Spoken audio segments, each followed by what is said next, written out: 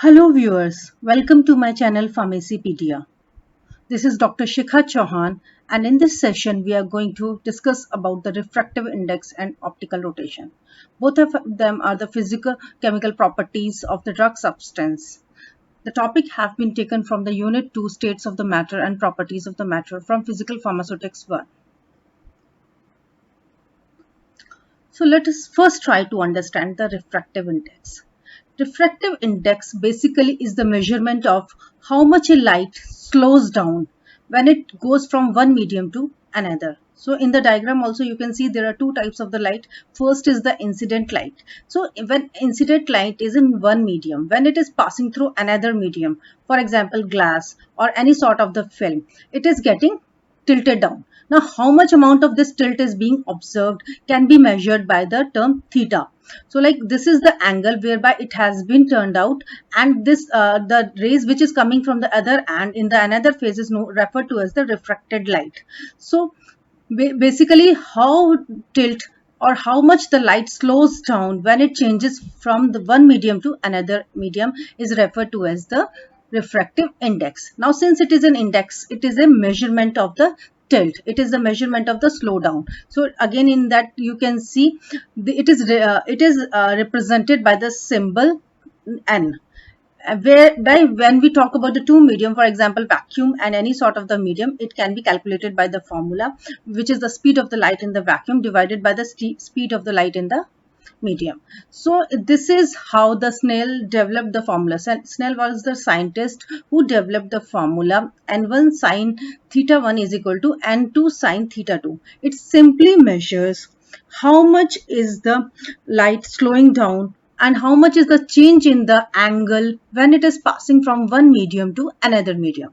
So it was being found after so many experiments that when light passes from one medium to another medium, which may be a denser medium or which may be a more concentrated medium, the light gets slowed down and the angle is small. So it tilts down towards the normal. The dotted line which you can see in this diagram represents the normal. So it is getting tilted down, and the slowness is actually recorded in the form of this angle.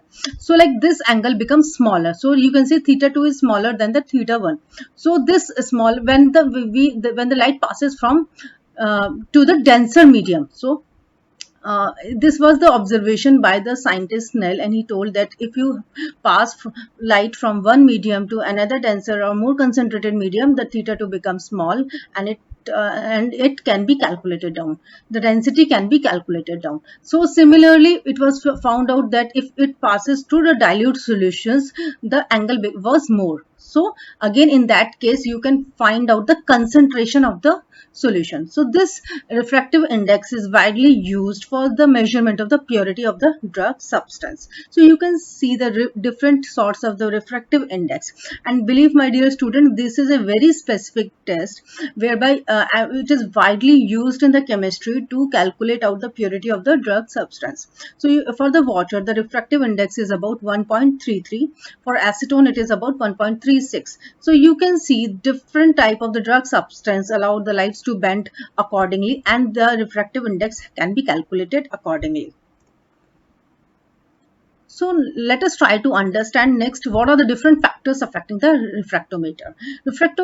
Refractive index is basically affected by three factors. The first is the temperature, second is the wavelength of the light which is being used, and third is the concentration. So when we talk about the temperature and the wavelength of the light, most of the refractive index are used using the wavelength of 589.29 nanometer. This is also referred to as D line of the sodium. So in the competitive exams, this question is generally being asked, and the experiment is performed at 20 degrees Celsius. So thus the water refractive index is listed as 1.33.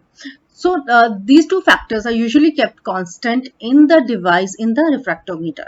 Third is the concentration. Now here comes the role of the refractive index. That is why when the light is allowed to pass through a dense medium or through the light medium, you can calculate out the concentration of the substance. So this concentration you can correlate with the purity of the substance, the potency of the substance.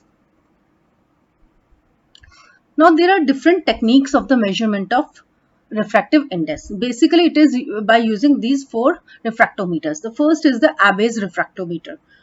On the left hand side, you can see the Abbe's refractometer, which is widely being used. Second is the Pulfrich refractometer. It is totally different. On the left hand side, you can see the Pulfrich refractometer. Third is the immersion refractometer. Immersion, as the term, you have various liquid whereby you immerse and see the changes in the refractive index. And fourth, V-block refractometer. So you can see in the diagram, it is a V-shaped equipment which is used for the measurement of the refractive index.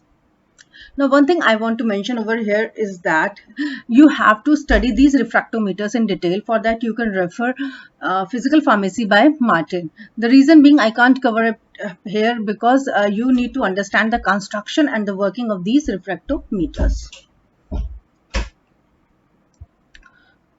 Next, we move on to the different applications of refractometers. So, refractometers are widely used for the determination of the purity of the substance. As I have told in my earlier slide as well, since the refractive index is very specific and when it passes from one medium to another concentrated or less concentrated medium, the change in the theta can actually depict the concentration, the purity of the drug substance. And it is widely used for this assessment. Also, it is used to calculate out the focal power of the lenses and the dispersive power of the prism. So you can see the prism, you can calculate out the refractive or the dispersive power. Third is the estimation of the chemophysical properties of the hydrocarbons. So this technique is widely utilized in understanding the chemical and physical properties of the various hydrocarbons. Since this is a very specific test, so it helps in the utilization and analysis of the chemical and physical properties of the hydrocarbons. Next, it is also used in the examination of the organic compounds. One of the classical example whereby it is being used the determination of the amount of sugar in the sugar solutions. So if I give you unknown amount of the sugar, you can calculate out the concentration of the sugar by plotting, like you do the calibration curve. Similarly, by plotting the known amount of concentration versus the refractive index, and you can plot the graph. And if I give you the unknown concentration, by calculating the refractive index, you can calculate out the concentration of the sugar solutions. Next, we move to another property, and that too again very important property, that is the optical rotation.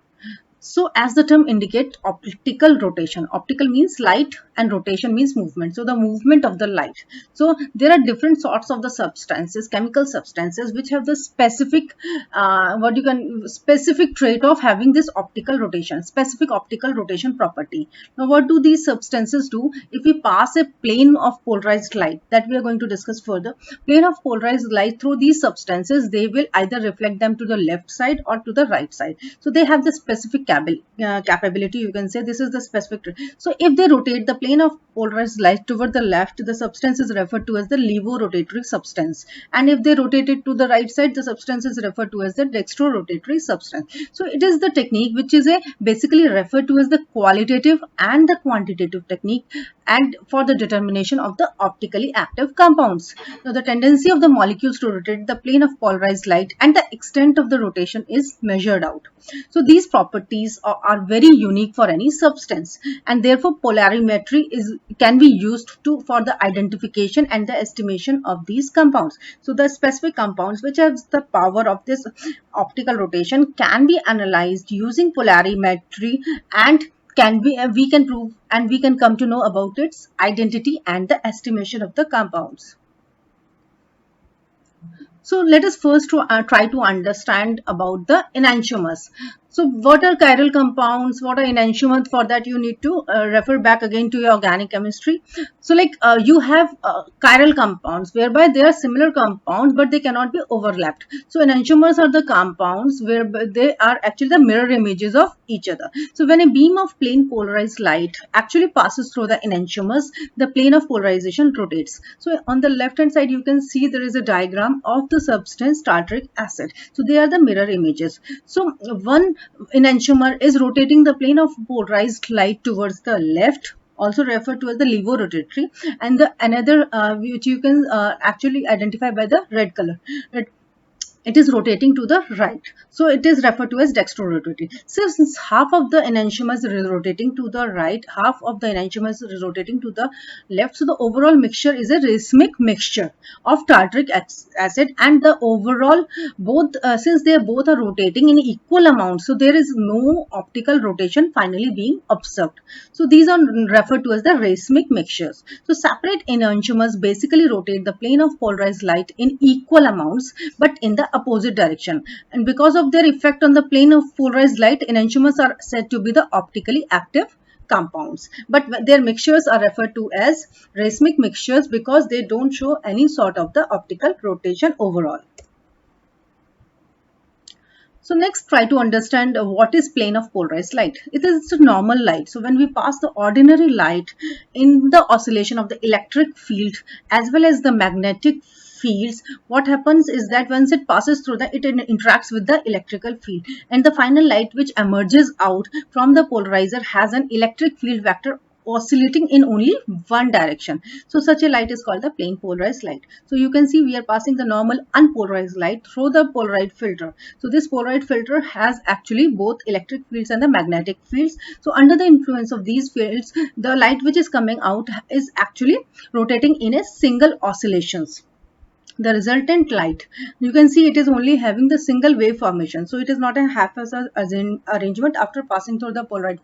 So you can see unpolarized light passing through the polarized filters becomes a single form of the light having the single oscillations and becomes a polarized light. Now we expose our substance with this polarized light. So once we expose, so if the substance rotates this polarized light towards the left, it is referred to as the levorotatory substance, and if it rotates towards the right, it is known as the dextrorotatory substance. So this is a typical polarimeter. So there are various components of the polarimeter which you should know. The first is the effect of the plane polarized light and optically active compound. So this is the substance under analysis. Second, polarizer. Then a scale to measure the rotation of the plane polarized light, how much the extent of the rotation. Then you also have the tube for holding the sample, you have the analyzer, and you have a light source. So from the light source, the light is coming out, it is passing through the polarizer, and once we get the plane polarized light, it falls on the samples, and then we notice the movement of the rotation, whether it is towards the left side or towards the right side, and then we analyze this movement or the rotation through the polarizer, and then we try to calculate out the overall extent of the rotation. So next we move on to the different applications of the polarimetry. So polarimetric methods are very specific methods, and they are also at the same time very accurate methods and widely used in the expensive microanalysis and the other sample analysis. So it is one of the technique widely used in the quality control area. So when you have the product testing out or like process controls, and it is also used for the research purpose in pharmaceutical, chemical, essential oils, flavors and food industries. My dear students, you can understand this is such a specific method that it has been very well established by the United States Pharmacopoeia. They don't generally approve it, but polarimetry is such a specific technique, and that it has been used for the estimation of several compounds in the pharmacopoeias. And also it is very much applicable for the product purity analysis. So like we discussed for the refractive index, the polarimetry is also widely used to analyze the specific rotation and optical activity of various compounds such as amino acids, amino sugars, analgesics, antibiotics, etc. And this technique is used for the checking the purity of the raw materials such as camphor, citric acid, glyceric acids, and not only it is helps us in the identification and the purity analysis, but also it measures the concentration and the purities also. For example, in widely used in the sugar based food, cereal and the syrups. They also helps as a means of identification and the characterization of various polymers, maybe the natural polymers or the biopolymers or the synthetic polymers. I hope you are clear with the refractive index and the polarimetry. Thank you so much for watching my video. Please do like, share and subscribe to my channel Pharmacypedia for getting further updates.